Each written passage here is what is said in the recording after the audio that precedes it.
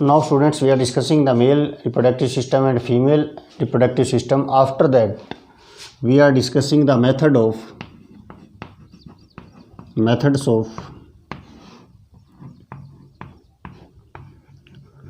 contraception. Methods of contraception. Contraception means होता है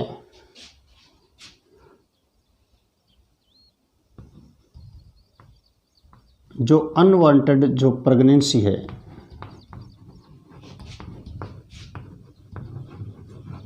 unwanted जो प्रेगनेंसी है उसको कंट्रोल करना, ठीक है। यानी हम कह सकते हैं प्रिवेंशन ऑफ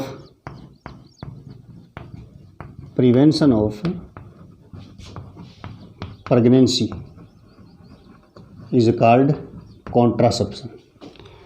तो देखिए प्रेगनेंसी को रोकने के लिए जो भी मेथड्स हम यूज़ करते हैं दे आर कॉन्ट्रासेप्शन मेथड।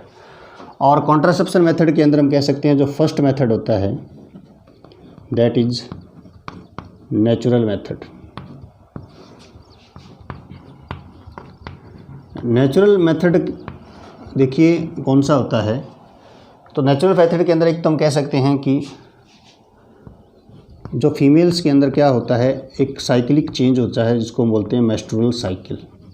और मेंस्ट्रुअल साइकिल जो होता है वो क्या होता है 28 डेज का होता है।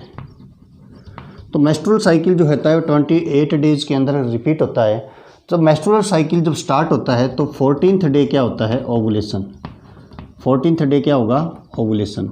तो 14th डे अगर ओवुलेशन होता है उस टाइम सेक्सुअल इंटरकोर्स नहीं किया जाए तो हम कह सकते हैं क्या हो जाएगा कॉन्ट्रासेप्शन या प्रिवेंशन ऑफ प्रेगनेंसी।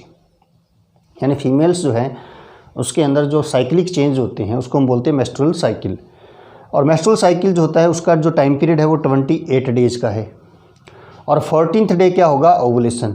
और 14th डे ओवुलेशन होता है तो उस टाइम अगर सेक्सुअल इंटरकोर्स नहीं किया जाए तो क्या हो जाएगा प्रिवेंशन ऑफ प्रेगनेंसी। तो इट्स ए नेचुरल मेथड। अब देखिए हम कह सकते हैं during lactation period, during lactation period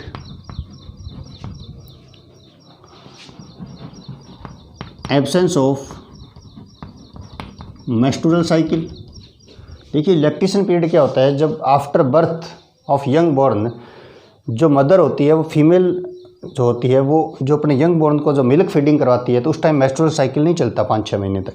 और मेंस्ट्रुअल साइकिल नहीं चलेगा तो उस टाइम ओवुलेशन नहीं होगा तो प्रेगनेंसी नहीं होगी। तो ये क्या है नेचुरल मेथड ऑफ कॉन्ट्रासेप्शन और इसको बोलते हैं lactation amenorrhoea. During lactation period absence of menstrual cycle is known as lactation amenorrhoea, that is the natural method. After that barriers क्या होते हैं, बैरियर्स होते हैं जैसे मेल होते हैं, मेल के अंदर हम यूज़ करते हैं कॉन्डोम्स। और जो फीमेल्स हैं फीमेल के अंदर हम कह सकते हैं सर्वाइकल कैप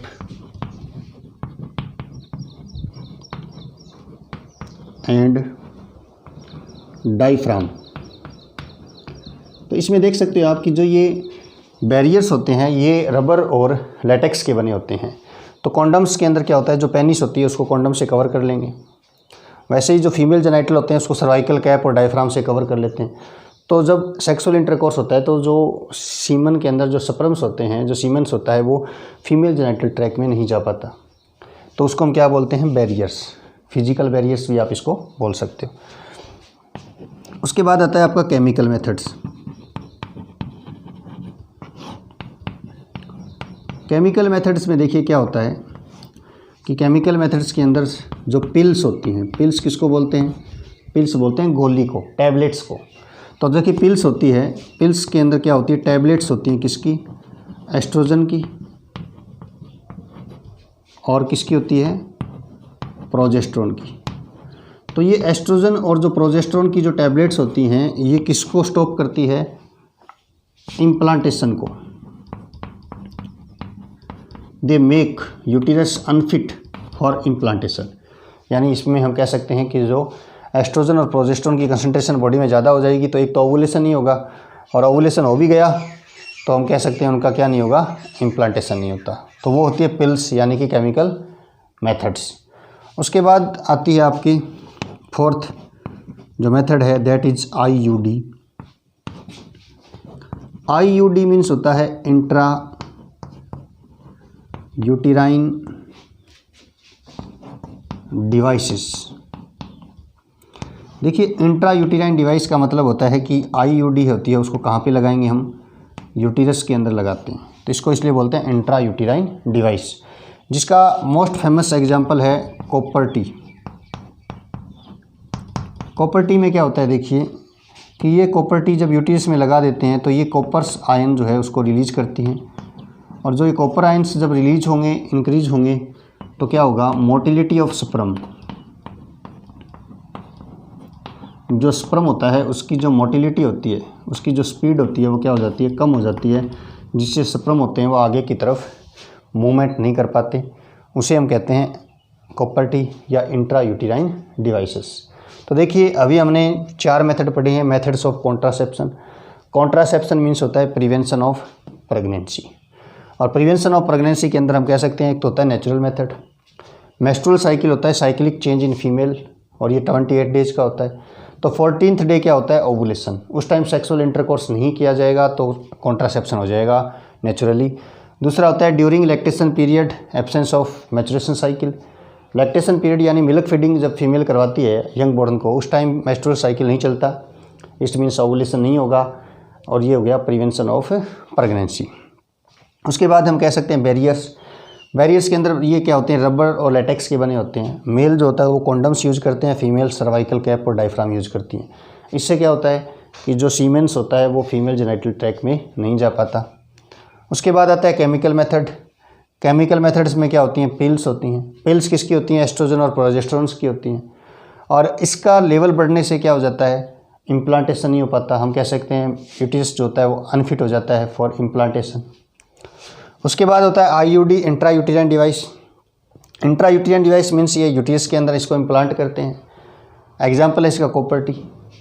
तो ये IUD क्या करती है, कॉपर्स को रिलीज करती है, जिससे जो स्पर्म्स है उसकी मोटिलिटी कम हो जाती है, जिससे वो फेलोपियन ट्यूब तक नहीं पहुंच पाते और फर्टिलाइजेशन नहीं होता। तो ये तो है 4 मेथड किसके, कॉन्ट्रासेप्शन के। एक 5th मेथड और भी पढ़ेंगे, दैट इज सर्जिकल मेथड। तो इसको एक बार आप नोट कर लीजिए।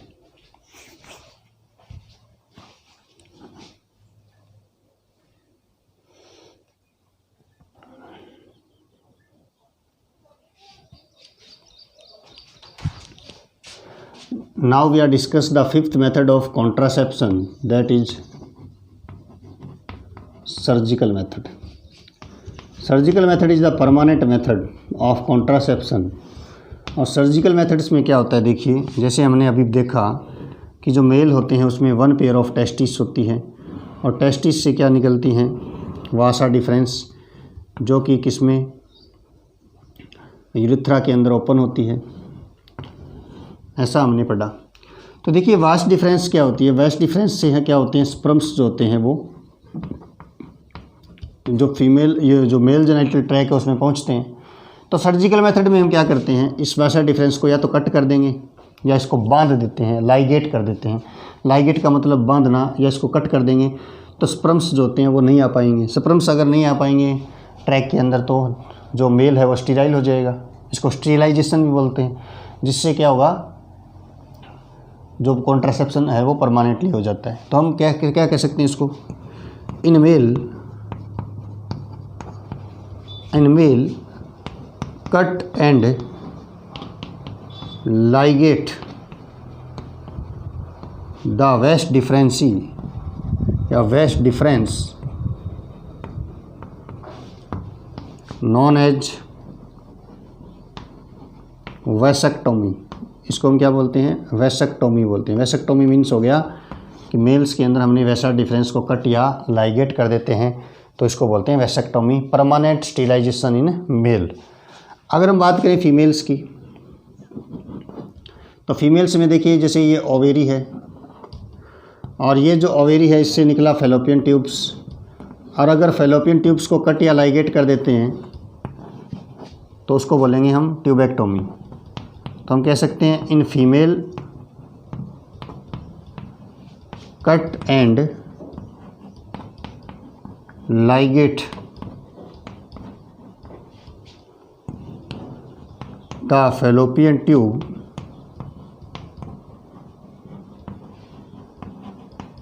and it's called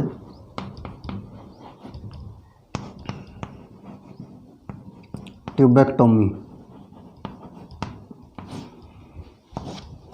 तो ये भी एक परमानेंट स्टेरिलाइजेशन का क्या है, मेथड है, वैसेक्टोमी एंड ट्यूबेक्टोमी। ओके।